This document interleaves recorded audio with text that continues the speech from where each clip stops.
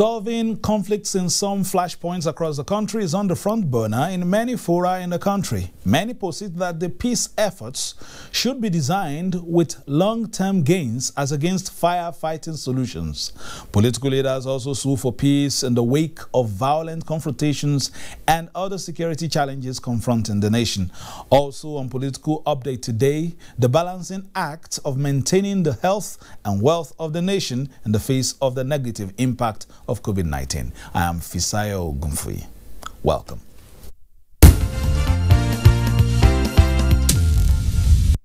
Oyo State Governor Seyi Makinde and his Ondo State counterpart Rotimi Akeredolu have visited the troubled Shasha community in Ibadan, where they appealed for calm and peaceful coexistence between the Hausa community and their Yoruba hosts. Seyi Makinde, accompanied by Ondo State Governor Rotimi Akeredolu, lamented the incidents, stressing the need for peaceful cohabitation among various groups in the state as panacea for growth and development, while assuring the people that the police and other security agencies will carry out a thorough investigation into the crisis towards finding a lasting solution to security challenges affecting the area. Both governors appealed to residents of the area to desist from taking laws into their hands and let peace reign in the community. For our law enforcement agents, they have to step up their game. We ask that they dominate that area. We don't want to lose even half a soul right now. So we'll continue to monitor the situation and we'll continue to play our part. We are all brothers. There could be one problem or the other, but this time will soon pass, and that our people should remain calm. Sheath your sword. There's no need for us to fight. There's no need for any counter-attack. There's no need for any reprisal. We are brothers. Oyo State government recently imposed curfew on Shasha community due to the ethnic clash that ensued in the area last Friday. Meanwhile, Vice President Yemi Osinbajo has expressed deep sadness over the mayhem and tragic loss of lives that occurred at the Shasha market in Ibadan, calling on the people and their leadership to cooperate with government and security agencies towards ensuring the return of peace, which has been in existence in the community for decades. The Vice President also spoke. The Vice President was speaking actually after visiting the family of late Lateef Jakonde, Governor of Lagos State in the Second Republic. Reiterating that violence and chaos know no tribe or religion and put everyone at risk, Vice President Yemi Osinbajo says government, as a duty, will continue to work with the security agencies for effective strategies that will end the security challenges in the country, and that community leaders' efforts must be geared towards peaceful coexistence among all. And there are so many different initiatives, as you know, going on now. That's the role of government. That's the duty of government. And we must do it. We mustn't fail in that duty. But the citizen must support government and must never allow a situation where we take the law into our own hands. The Vice President, accompanied by his wife, Oludolapo, was received by the widow of late Lateef Jakonde, a one-time governor of Lagos State and Minister of Works and Housing under the Abuja regime. And this is what the Vice President says about the renowned journalist and politician commonly referred to as Baba Kekere. That he remains a beacon to those who believe that public service can be done honestly, can be done diligently, with the welfare of the people being the primary purpose. I mean, we all know that Jakonde came from the stock of Papa Obafemi Awolowo and what today is referred to as progressive politics. Similarly, Speaker Femi Gbajabiamila and former President Olusegun Obasanjo visited the Jakondes at their Ilupeju residence to console the family over the loss. But very rarely do you find people who live both quantitatively and qualitatively, and he was such a person. He was a man who came to this world, and what he found, he made it better than he found it, and that is what love is all about. Now, still on security, governors of the Northwest states and service chiefs have resolved to adopt holistic approach and new strategies in dealing with the security challenges confronting the region and the entire country. A renewed commitment to ending security challenges in the Northwest. As these stakeholders in the fight against insecurity in Nigeria, the National Security Advisor, service chiefs, the state governors converge on Kaduna to chart a way forward. Have decided to work on a whole of government approach in combination with a whole of society approach to achieve a whole of nation results. That is why we are engaging you. President Buhari is emphatic, he is committed, he is determined, he is relentless in his vigorous pursuit to bring an end to insecurity in this country, and I want to assure you that that will happen. We are working to ensuring that there is a difference. The service chiefs and I just took over the reins of leadership of the armed forces barely 2 weeks ago. And so you would expect that some reorganization is currently ongoing. Governors of the Northwest states called for calm, urging religious and traditional rulers to continue to preach tolerance and remain vigilant towards checking criminal elements in their domains. To support our military, our police and security agencies, not only with prayers, but with calls for them to be better equipped. We're looking forward to seeing the end of insecurity in Nigeria. The meeting is expected to reconvene at a later date to collate and harmonize fresh ideas, particularly from religious and traditional rulers in the worst affected areas, towards consolidating on the new strategy. Governors of the Northwest states there and the NSA as well as the service chiefs are reiterating efforts to combat criminality and outlawry in their domains. Now, the political class has been reminded of the need for them to close ranks towards the attainment of a more united Nigeria. This is a position of the Nigerian Youth Democratic Party and some other political leaders. Kidnapping, arbitrary perpetration of violence and general insecurity in some parts of the country have become common news headlines. Leadership of the Nigeria Youth Democratic Party believes that making Nigeria greater than Nigerians is a possible way out of these challenges.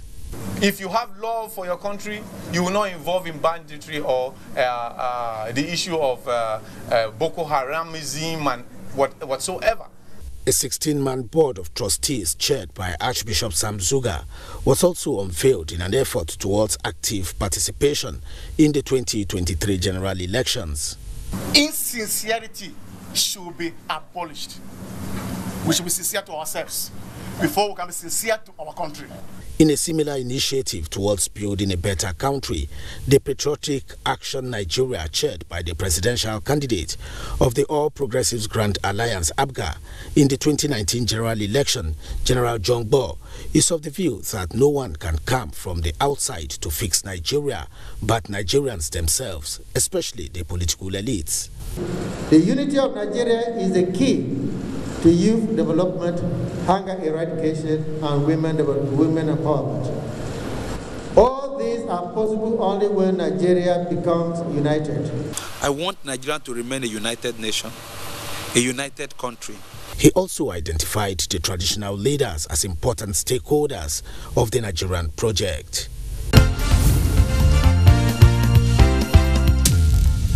Our guest this week on the Talking Points series on political updates is former Minister of Niger Delta Affairs, Usani Uguru Usani. He says the nation has managed the challenges posed by COVID-19 stoutly, but lists security as a prerequisite for progress and development. Several countries, because the consequence of COVID-19 in 2020 has collapsed many economies, in spite of the fact that we are not where we expect to be, but I have seen recent indices of economic assessment suggesting that we are making progress. And so without any form of exactitude, But generally, knowing that the global effect is affecting every nation, and Nigeria is able to absorb aspects of it with the presidential initiative also to introduce certain palliative measures to citizens, I think we have not fared terribly bad, though it's bad and we are hoping for recovery. Well, you know, as citizens, it becomes almost impossible to operate when the environment is not conducive enough. So, as government, we need to create the environment that will enable people flourish in enterprise, which means the government is supposed to not just give money, just giving money to people on their claims of credit without making available the necessary fertile environment to utilize the resources will only amount to business failures. So in my view, just as they are pursuing certain sectors like power, infrastructure development, yes, this will be a serious complement on the efforts of the individuals. But as individuals, we need to be quite resilient and determined to invest in the primary sector being agriculture. Because today we have seen that all the synthetic sectors are almost failing. Agriculture and the service sector are the only ones that are prevailing. And then the technology sector. So these three are quite important. But the technology sector can only absorb people with skills, and it occupies a very small percentage of the populace. In agriculture, everybody can go there because we already have the substrate, which is the fertile soils in Nigeria. We have the land mass. But the other thing is that government has to ensure security for even that to prevail. Because today, our forest environments, our farmlands have become habitats for insecurity. And so government must tackle that security aspect very, very necessarily. Based on what has happened in the last cultivation season, I sense that there will be a hard time for Nigerians when we expect harvest. Well, thank God they opened borders for some imports, but that will not solve the problem, because that in itself has another negative effect on the economy. Because when the forest depletes, then the economy gets weaker, and it bears on the individual household economies. So it's a complex matrix that needs everybody to apply themselves. Unfortunately, not all of us will understand it. And so some of us will continue in the activities that impact negatively against us without knowing or understanding the consequences. So government has to keep doing what they have to do. First, security.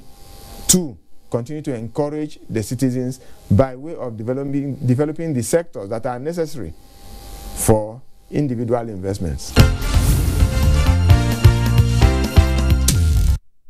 On a cheering note, this week, Nigeria's Ngozi Okonjo-Iweala made history as she became the first woman and the first African to lead the World Trade Organization, WTO.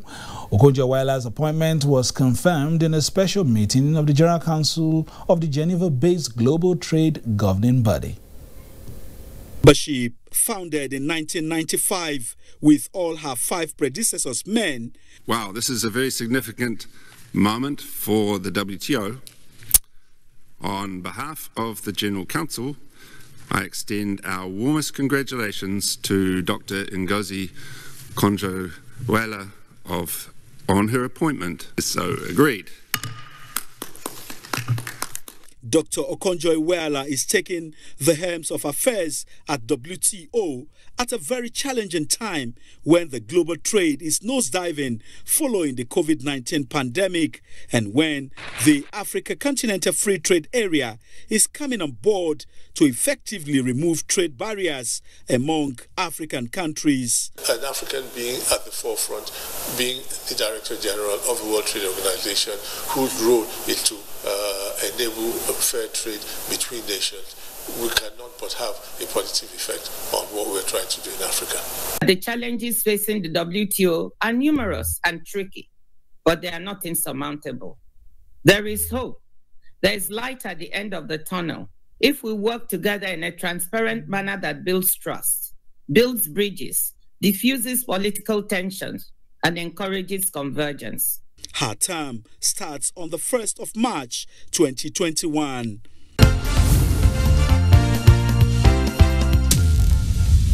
And Dr. Ngozi Okonjo-Iweala's appointment has attracted a lot of good wishes across the world, with the confirmation seen as putting a round peg in a round hole. The European Union described Ngozi's appointment as historic, having a woman and from Africa to help the World Trade Organization since inception. The International Trade Council also rejoiced with Mrs. Iweala, promising to work with her to realize the multilateral trading that will bring the voices of MSMEs forward. OPEC Secretary General Mohamed Sanusi Barkindo commended the General Council of the World Trade Organization for the historic nature of the appointment of Ngozi Okonjo-Iweala. I have known Ngozi for many years. Her strong will and determination would drive her to tirelessly promote free trade to the benefit of people worldwide. We are the words of Christine Lagarde, former managing director of the International Monetary Fund, while congratulating the new DG of WTO. And the former Liberian president, Ellen Johnson Sirleaf, said it is a honor to witness new WTO DG's groundbreaking journey. And back home, the president of the Senate, Ahmad Lawan, urged the new director general to deploy her intellect, experience, energy, and integrity in leading the WTO to promote global prosperity through fair trade. And the Speaker House of Representatives, Femi Gbajabiamila, says the unanimous confirmation of Dr. Ngozi Okonjo-Iweala by the General Council of the WTO is a testament to her years of experience in the financial sector, both at home and abroad. And the Foreign Affairs Minister, Geoffrey Nwayama, in a congratulatory message, described Ngozi Okonjo-Iweala's appointment as well-deserved. And coming back home, Information and Culture Minister Lai Mohammed has called for the outright cancellation of the ongoing APC members' registration and revalidation exercise in Kwara State. Information and Culture Minister, who arrived at his Oro polling unit 006 Ward 2, was taken aback with the avalanche of complaints by party members who have been thronging the place to have their membership revalidated or register afresh. The minister, who was visibly not disposed with the process, called for an outright cancellation of the exercise. There seems to be a deliberate policy for exclusion by the registration team from Abuja and their collaborators. It seems there's a plan to deregister even high-ranking members and stakeholders who have paid their dues to this party and without whose contribution this government would not have been in place. Lai Mohammed maintained that the demands are irreducible demands for peace in the state, as all efforts at forming a common ground to move the party forward has failed. There seems to be a policy to massively disenfranchise or deregister APC members in Kwara State. This has left many members disillusioned. Based on the communication that I have received from APC stakeholders across the state on the report of the monitoring teams and the glaring non-compliance with the stipulated guidelines, we, the critical stakeholders of the APC in Kwara State, hereby demand the immediate cancellation of the APC membership registration exercise in Kwara State. Again, the John Amboyi-led registration committee is equally being accused of deliberate attempt of disenfranchising members of the party in the state. And before we go, let's return to some security issues as we wrap up. We have the breakdown resolutions of the meeting of critical stakeholders in the North on the issue of security.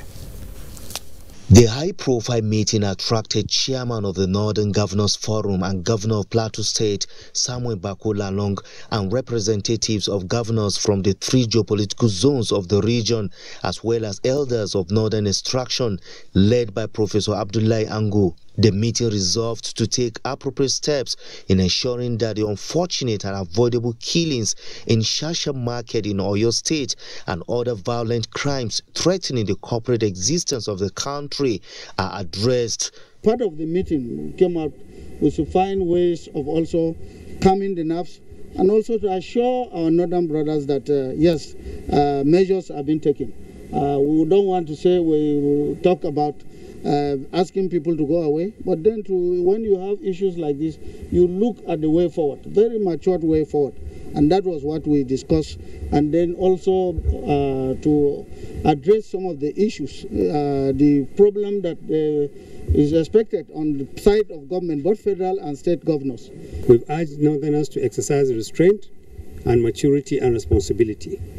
We are asking Nigerians from the southern part of the country to desist acts that provoke other Nigerians. We believe that every Nigerian owes a duty to be responsible and to recognize the fact that this is one country. We have people all over the place. The last thing we want in the north is for any attack on anybody who is innocent. The leaders say a delegation of northern governors has met with Governor of Oyo State, Seyi Makinde, to prevent further breach of peace and bring perpetrators of the heinous crime to justice. Many thanks to Abubakar Usman Akwanga for that last report. That's the size of political update for today. Thanks for watching. We hope to be back on Friday where we delve more into the security issues and of course speak with the stakeholders. My name is Fisal Ogunfi. Thanking you for staying tuned and urging you to stay with Nigerian Television Authority where we give you the very best of news, reviews, previews and interviews. Bye bye now.